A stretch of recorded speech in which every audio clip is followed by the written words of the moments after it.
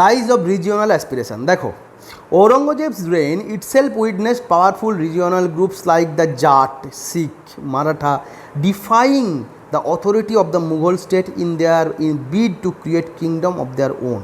অর্থাৎ ঔরঙ্গজেবের সময় এই জাট, মারাঠা, শিখ নানা রকম আঞ্চলিক প্রাদেশিক দল তৈরি হয়ে গেছিল এবং তারা সবসময় চেষ্টা করতো যে নিজেদের শাসন ব্যবস্থা বানানোর জন্য, নিজেদের স্বাধীন রাজ্য বানানোর জন্য। They did not succeed in their efforts, but they influenced the future course of political events in their respective region. ঔরঙ্গজেবের সময় অবধি তারা সফল হয়নি, কেননা ঔরঙ্গজেব একজন শক্তিশালী সম্রাট ছিলেন, কিন্তু তাদের সেই যে চেষ্টা নিজেদেরকে স্বাধীন করার, সেই চেষ্টা ঔরঙ্গজেব অবধি সফল না হলেও ভবিষ্যতে কিন্তু অনেক সুদূর প্রসারী ফলাফল এনেছিল। কিসের চেষ্টা? নিজেদেরকে স্বাধীন করার চেষ্টা। Their continuous struggle against the empire for political ascendancy weakened the empire considerably. Aurungzeb, after him Bahadur Shah won by attempting to suppress Rajput, spurred them to battle against the Mughal. এবং স্বাভাবিক তাদের এই লড়ালড়ি, তাদের এই গণ্ডগোল যুদ্ধ রাজত্বকে দুর্বল করবে। ঔরঙ্গজেব চেষ্টা করেছিল দমন করার, এবং ঔরঙ্গজেবের পরে বাহাদুর শাহও রাজপুতদের দমন করার চেষ্টা করেছিল, যার পরিণতি আলটিমেটলি রাজপুতদের সাথে তাদের বারবার যুদ্ধ হয়েছিল। The latter Mughals made an effort to follow a policy of reconciliation with Rajputs, but by then it was already too late. The Rajputs no longer trusted the Mughal enough to ally with them for the welfare of the empire. অর্থাৎ ঔরঙ্গজেব রাজপুতদের দমন করার চেষ্টা করলো, বাহাদুর শাহ রাজপুতদের দমন করার চেষ্টা করলো, কিন্তু তার পরবর্তীকালে রাজারা, মুঘল সম্রাটরা রাজপুতদের সাথে ব্যাপারটা যে প্যাচ আপ করা যায়, মীমাংসা করা যায়, ভালোভাবে একসাথে মিত্রতার সম্পর্ক, মৈত্রী প্রতিষ্ঠা করে অ্যাডমিনিস্ট্রেশন চালানো যায়, তার চেষ্টা করেছিল।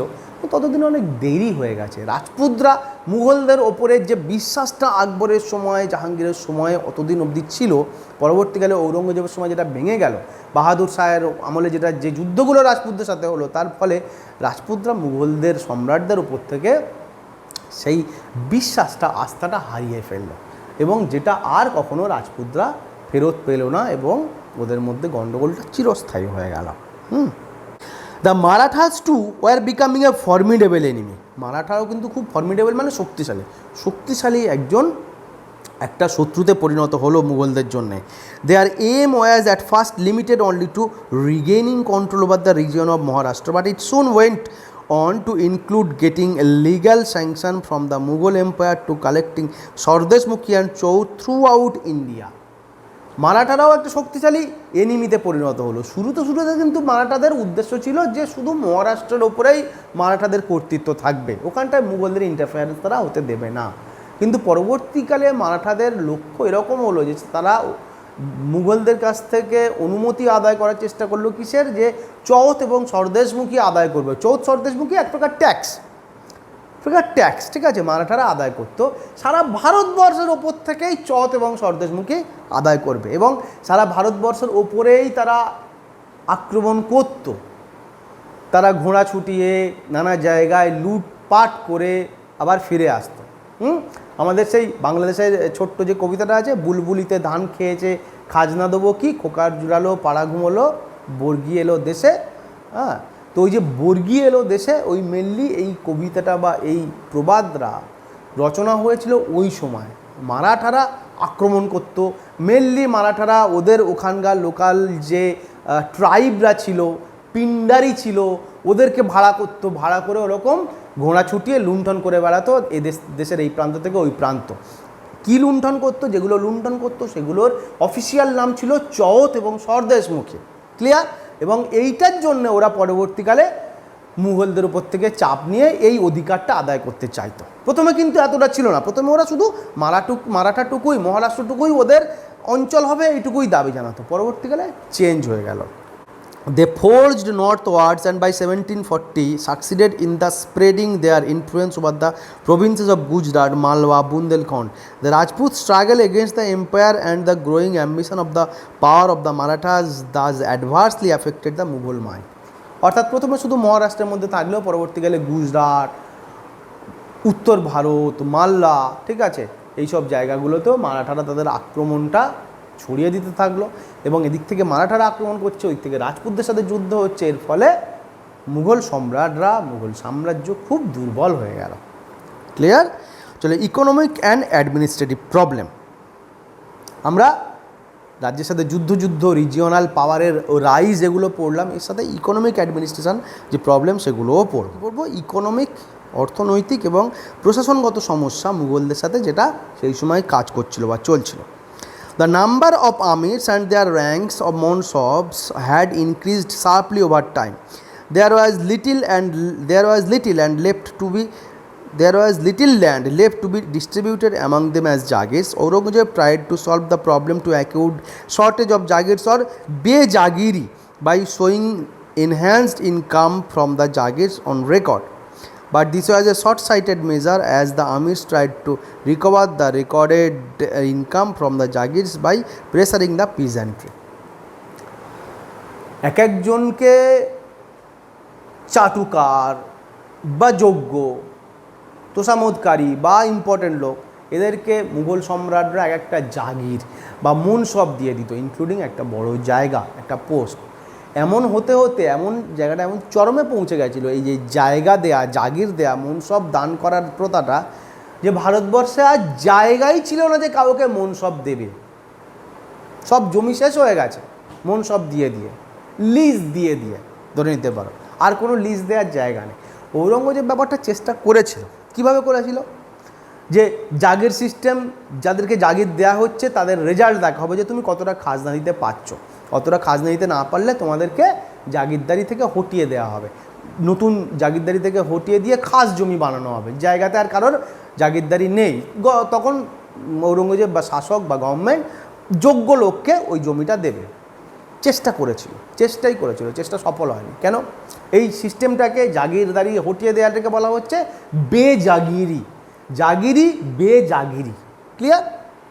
সম্ভব হয়নি কেন? তার কারণ ঔরঙ্গজেব একটা সিলিং বেঁধে দিল যে এত টাকা তোমাকে রাজস্ব বা ট্যাক্স দিতে হবে তোমার জাগির থেকে। এখন ধরো আগে যে জাগিরদার বা মনসবদার ধরা যাক 10,000 টাকা ট্যাক্স দিত, তার নতুন করে সম্রাট বেঁধে দিল যে না, এখন থেকে 17,000 টাকা, 20,000 টাকা ট্যাক্স দিতে হবে। সে তো আর নিজে পরিশ্রম করবে না, জাগিরদার তো আর নিজে পরিশ্রম করে 10,000 দিতে 17,000 দেবে না। সে কি করবে? সে তার প্রজাদের ওপরে অত্যাচার করবে, কৃষক চাষিদের ওপরে মারধর করবে, করে ওদের থেকে আরও বেশি নিগড়ে নেবে, এক্সট্রাকশান করে নেবে, যাতে সে তার লিমিটটাকে টাচ করতে পারে, সে তার যতটা পাওনা রাজাকে, সম্রাটকে দেয় ততটা দিতে পারে। সুতরাং আলটিমেটলি ঔরঙ্গজেব ব্যবস্থা যেটা নিয়েছিল বেজাগিরি সিস্টেম, সেটা কিন্তু খুব একটা কার্যকরী ছিল না বা কার্যকরী হলো না। Okay, so both the amirs and the peasantry was antagonised, এবং এই ব্যবস্থাটার ফলে আমিররা তাদের উপরে বাড়িয়ে দেওয়া হলো যে এতটা খাজনা বেশি দিতে হবে, এবং পিজেন্টরা, চাষিরা দুজনেই খেপে গেল, কেননা ওটা বাড়িয়ে দেওয়ার ফলে চাষিদের উপরে অত্যাচারটা বেড়ে গেল। Then there were the wares, the luxurious lifestyle of the emperors and amirs alike, the reduction in Khalisa land, all of which burdens the state. The result was that the expenditure of the state much exceeded in income. এ তো হলো, এর সাথে ধরো যুদ্ধ হচ্ছে, রাজারা বিলাসবহুল জীবনে ব্যস্ত রয়েছে। আজকের দিনে দেখলেও দেশের অনেকটা তেমন কিন্তু ধারণা করতে পারো। তোমরা তো সিভিল সার্ভেন্ট অ্যাসপিরেন্ট, তোমরা সিভিল সার্ভেন্ট হবে দুদিন পরে, বুঝতে পারবে যে দেশের যখন বড় লোকেরা, রাজারা, নোবেলরা, অভিজাতরা দেদার খরচ করছে, অপ্রয়োজনীয় খরচ করছে, বিলাস বাসনে জীবন কাটাচ্ছে, তখন দেশের এক্সচেকার, দেশের ভাণ্ডার খরচ হয়ে যায়, শেষ হয়ে যায়, দেশ গরিব হয়ে যায়। যে দেশে এরকম পরিমাণে খরচ হয়, তার সাথে যদি দেশে যুদ্ধ লাগে, তার সাথে যদি ম্যাল অ্যাডমিনিস্ট্রেশন তৈরি হয়, তো দেশের অবস্থা খারাপ হবেই। ঠিক তেমনটা সেই সময় হচ্ছিল। There was moreover no significant scientific and technological advance that could have improved a stagnant economy. The once flourishing trade did not enrich the empire's coffer, even as the inroads by European trades grew along coastal India. খুব বেশি technology আবিষ্কার হয়নি, বিজ্ঞানের অগ্রগতি হয়নি যে এই ব্যাপারগুলোকে অন্যভাবে সামাল দেওয়া হবে, বেশি পরিমাণে প্রডিউস হবে, কোনো কিছু প্রোডাকশন হবে, মেটেরিয়াল প্রোডাকশন হবে, ভালোভাবে চাষ হবে। এবং ট্রেড, যে বাণিজ্য বহির্বাণিজ্য হলো, সেটাও কমে এসছে, থেমে এসছে। এবং উপকূল বরাবর, ভারতবর্ষের পাড় বরাবর বিদেশিরাও কিন্তু আক্রমণ শুরু করে দিয়েছে, ইউরোপিয়ানরা আক্রমণ শুরু করে দিয়েছে। This economic and administrative problem only multiplied following the death of Aurungzeb. The empire had become too vast to be efficiently administered by centralized system when the rulers were weak and incompetent. এই পুরো ব্যবস্থাটা আরও বহু গুণে বেড়ে যায় ঔরঙ্গজেবের মৃত্যুর পরে। এবং এটা তো এখন তো সেন্ট্রালাইজড অ্যাডমিনিস্ট্রেশন সেই সময় ছিল, দিল্লির রাজা যা বলবে সেটাই সব জায়গায় চালু হবে। এখনকার মতন তো ওরকম ডিসেন্ট্রালাইজড ছিল না। সুতরাং ওরকম সেন্ট্রালাইজড অ্যাডমিনিস্ট্রেশন চালাতে গেলে খুব শক্তিশালী রুলার কেন্দ্রে থাকতে হবে, যার অভাব ঔরঙ্গজেবের পরে হয়েছিল এবং স্বাভাবিকভাবেই রাজ্যটা ভেঙে গেছিল।